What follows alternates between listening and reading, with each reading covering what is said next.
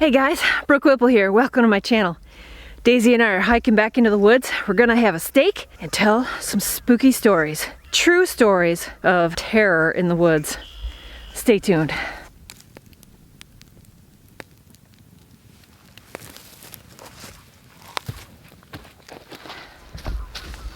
Come on, girl.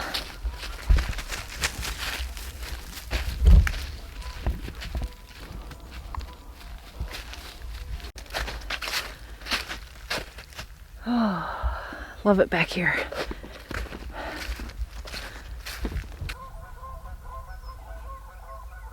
Beautiful.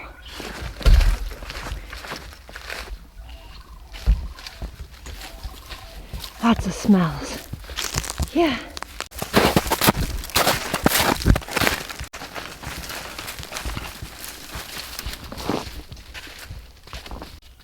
Not safe on the ice out there, girl. Yeah.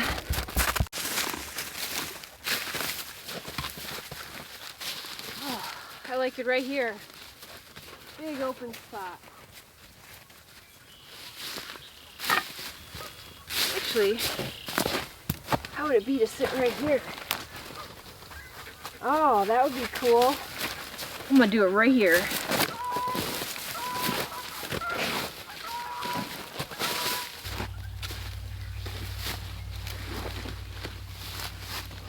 Grabbed a few dry pieces already. I'll make that my base. But I need more firewood. Some good dry pine. This should get me started.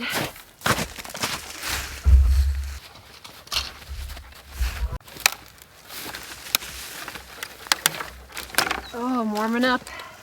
It's absolutely gorgeous out here. There we go. That's better.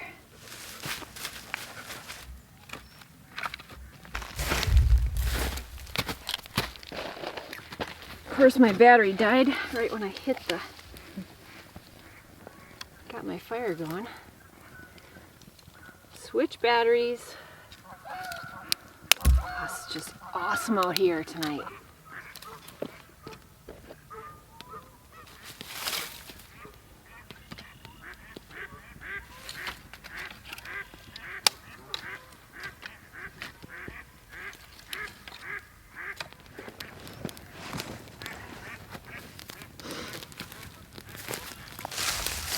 Not freaked out or anything, but I like to be prepared.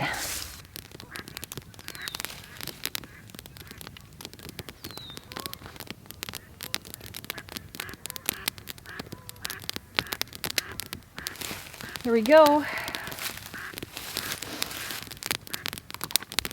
If you're gonna tell scary stories, you want to at least be armed. It is so beautiful out here tonight. Oh, let's get that steak cooking.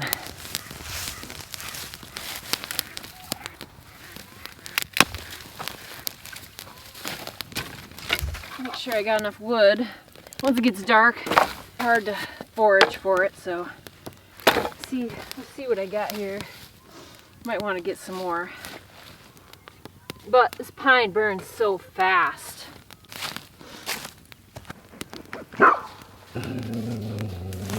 Oh, she's gonna be barking at everything. Maze. Maisie. No, no, no, come. Get off the ice. Come on, Maisie. There's nothing. It's geese and ducks. You're fine. Yeah, you're good. Let's get cooking. Heck yeah. Here's tonight's meal. Yes. Right there, baby.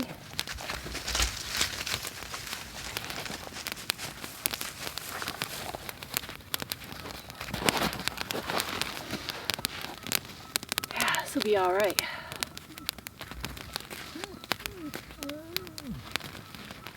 think I got some spices. Not yet. I got stuff for you too, but not yet. There we go. Yummy Cajun spice. And there she's gonna just take up her spot. I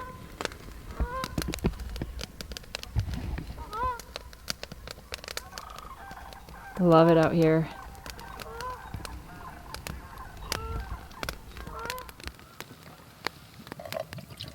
So amazing to be out here without a coat on.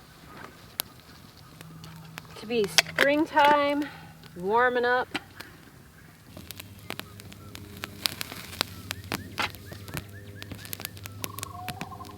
Oh man, I wish you could smell this.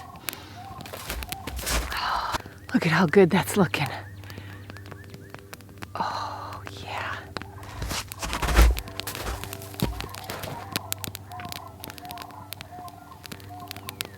Meat grilled on an open fire.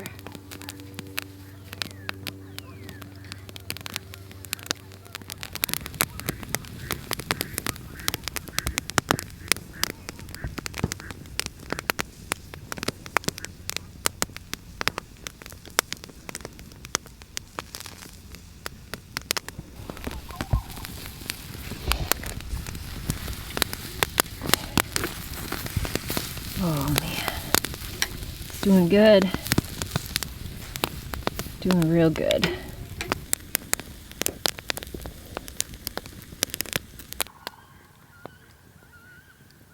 Huh. Those ducks had a very weird sound.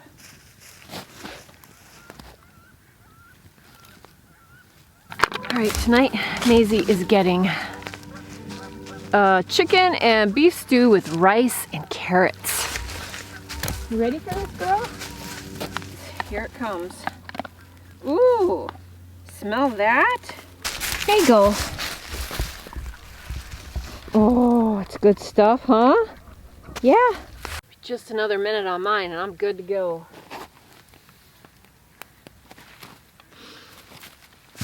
Alright guys, there it is.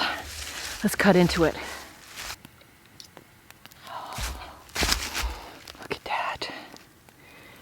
You see that? I usually like it a little more pink, but it's gonna do. Dear Lord, thank you for this amazing spring evening and this great food and the sounds of the geese and the ducks. In Jesus' name, amen. Here we go.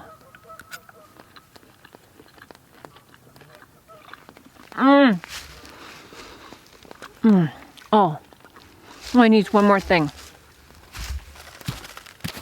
I brought out a whole bottle of A1.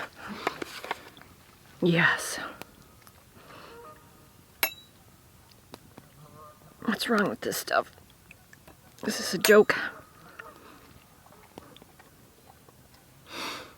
Here we go. A1. I'm gonna kill myself with this knife. Let's try a bite now.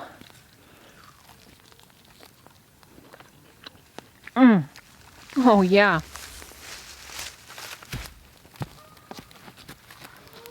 Oh, now that's a meal. Slab of meat cooked on a wood fire. That's amazing. I'll catch up with you guys in a minute. I'm just gonna sip on my cocoa.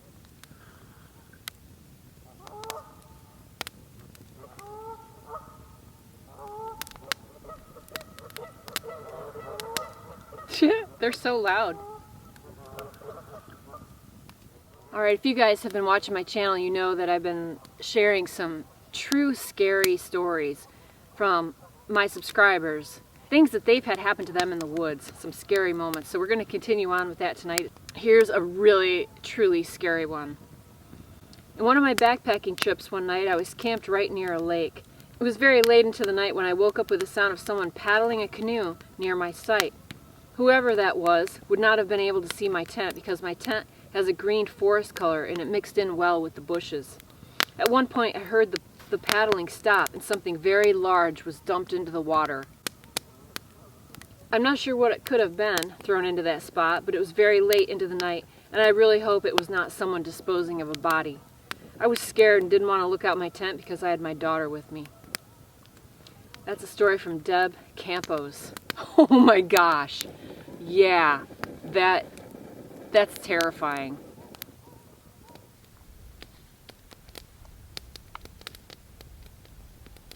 I was catfishing with my kids, and we had just set out our rods with some big sunfish and had snuggled into our lean-to, stoked the fire, and had just fell asleep when a pack of wild hogs invaded our camp. And they came in loud and mean. I jumped up, and a big porker slammed me, sent me head over heels. I screamed at the boys to get in a tree fast, and I followed suit. Then they trashed the camp and destroyed my cooler and ate everything. They left once I got down. What I thought was water dripping was blood. We packed up and drove to a hospital. 31 stitches later and the beginning of rabies shots, I got to go home. What a great camping story, and a great scar to show my grandkids. That's from Steve Dingman. Oh my gosh, I've heard about wild hogs just being, wild boars and stuff just being so, dangerous. I saw lots of sign of them in Mongolia, but I never did see one. I could hear all kinds of stuff going on at night, but I never really knew if it was wild hogs or not. But oh my gosh, wild boar, wild hogs, wow, crazy story. There goes Maze, scaring the crap out of me. Come on, girl. All right. It's okay.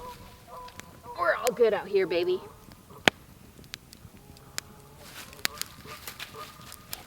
There's just gonna be noises, Maze. You just gotta be all right with it.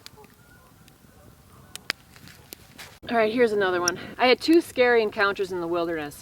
I was out for a good hike when the weather started to turn, so I did an about face and started walking back. 3 steps in, I noticed a huge paw print covering my own footprint. I picked up a big rock and looked all around. Nothing. I was only a couple miles in, but the hike back was the longest of my life, jumping at every sound behind me. It must have been a large cougar. The paw print was larger than my hand, and it wasn't a bear print. My second scariest time was when I was camping in the mountains with a friend.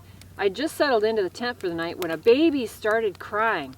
At least that's the best description I can give for the bizarre sounds happening about 20 feet from the tent. The sounds continued for a while, then something large came crashing through our camp, making more bizarre and terrifying vocalizations, running just past the tent.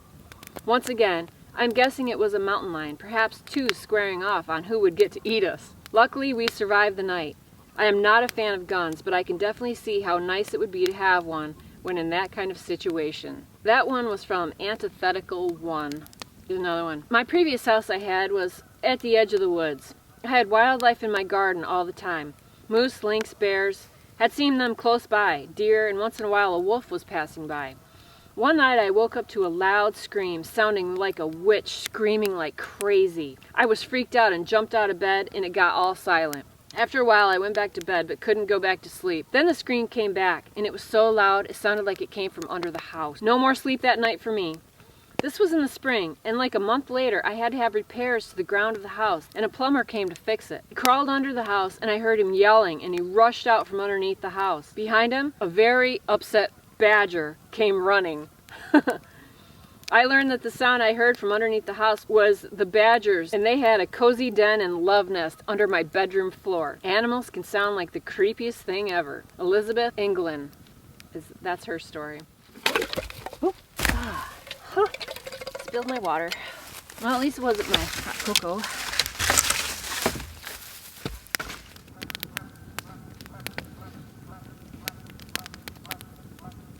Alright, here's the last story for the night. It's kind of a long one, so grab your own hot cocoa and settle in. Late one October, when I was in my 20s, I decided to spend a weekend alone in the northeast Georgia mountains fishing and hiking. Early one Saturday morning, I drove up to a beautiful area I know in White County. It's a really remote, rugged, and beautiful area, miles away from anything. I turned off a little country road onto a dirt road and traveled a number of miles more. Then I took an old road that is not maintained several miles further up into a remote wilderness. It is a rough ride and very inaccessible. Its isolation makes it one of the best places for me to experience solitude and enjoy God's wonderful creation. I spent most of the day trout fishing along a peaceful stream that meanders through a heavily forested area. I didn't have much luck catching fish, but I loved just being in the mountains. Few people ever come into this area, even during the peak of summer season. I hadn't seen a soul for many miles before turning off the county road, and that was just fine with me. It was a very crisp day with a beautiful azure blue sky marked by a few billowy clouds. There was a gentle breeze that wafted the smells of the forest through the air. I could smell the aroma of the pine straw on the banks of the creek warming in the sunlight, and it melded with an earthy scent of moss flanking the nearby trees. This blended with the gentle sounds of the gurgling creek and the birds' cheerful singing made for a perfect day. Late in the afternoon, I returned to my Jeep and drove to a nearby grassy meadow and parked on the far side. I stowed my fishing gear and gathered my pack and supplies. I bushwhacked my way about 2/3 of the way up the mountain and found a level spot with a good view and pitched my tent there. I built a nice fire and enjoyed a simple meal. With the setting of the sun, the chill in the air grew, and I stoked the fire. I watched the twinkling of the stars emerge as they illuminated the night sky. I could clearly see the Milky Way and was mesmerized. I heard the mournful call of a screech owl in the distance.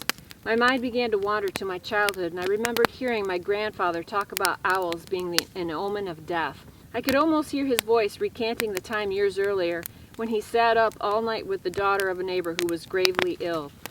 He said that there was a screech owl in the yard calling all night, almost as if it was beckoning to the girl. He was startled when at one point it actually flew into the window and seemed to wrestle with the screen, trying to enter the room. He had to yell and swat the screen with a paper to get it to leave. The poor little girl did not live until morning. I was roused from this remembrance when suddenly I felt something drop to my face. I instinctively swatted a large granddaddy longlegs, which had landed near the fire, and scampered away. This was repeated several more times until I realized that there were many of these spiders in a large nearby tree, and apparently the warmth of my campfire had spurred them to move. I repositioned myself away from the spiders and watched the hypnotic flames dancing above the embers as their intensity ebbed and flowed until sometime later the fire slowly dwindled down.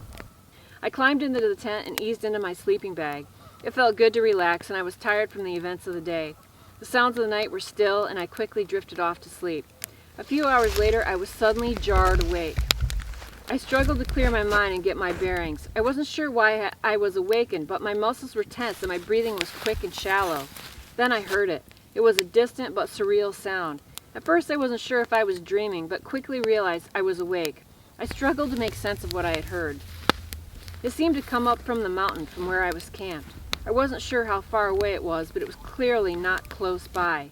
Then I heard it again, and it sounded a bit closer. The hair on my neck stood up, and my arms were peppered with goosebumps. It was a very large, strange sound, and I can't describe it adequately in words. I've never heard anything like it before or since. It was like a combination of something akin to a loud, guttural growl, rising in pitch until it was mixed with a ferocious howl or scream. It lasted 4 or 5 seconds each time, but that doesn't even begin to describe it. I reached over and upholstered my .357 Magnum revolver that was beside me. I remember thinking that it wasn't enough gun to match whatever was making these sounds. I heard it again clearly, closer to camp, and by my reckoning it was moving towards my camp fast. My mind raced. I quickly evaluated options. Should I exit my tent with a flashlight? Should I stay put? Then I heard it again, and it was close. I had a flashback to another time as a kid listening to some men at my uncle's farm in rural South Georgia talking about seeing a panther and hearing it making a sound like a woman screaming. For a split second, I wondered if that's what I was hearing, but I was able to quickly rule it out. It was probably within 50 yards of camp, and the sound I heard was not human, but it didn't seem to be of this earth either. I sat up and gripped my gun in both hands, bracing for some creature to come slicing through the walls of my tent. Time seemed to move slowly, and every sound and movement was amplified and intensified. After what seemed like an eternity, I heard it again, but moving away from camp and further down the mountain.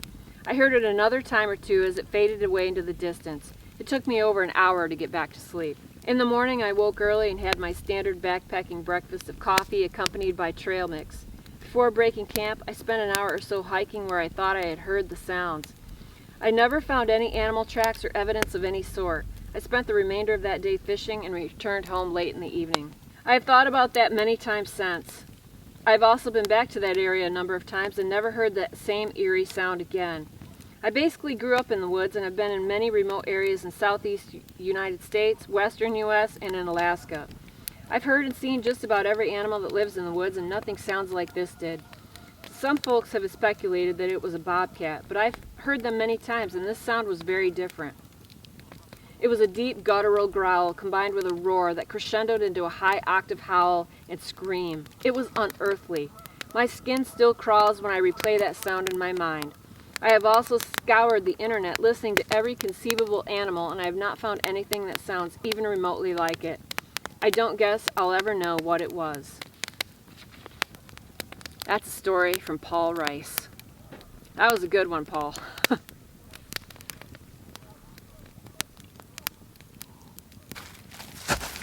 Well, guys, that's going to do it for me.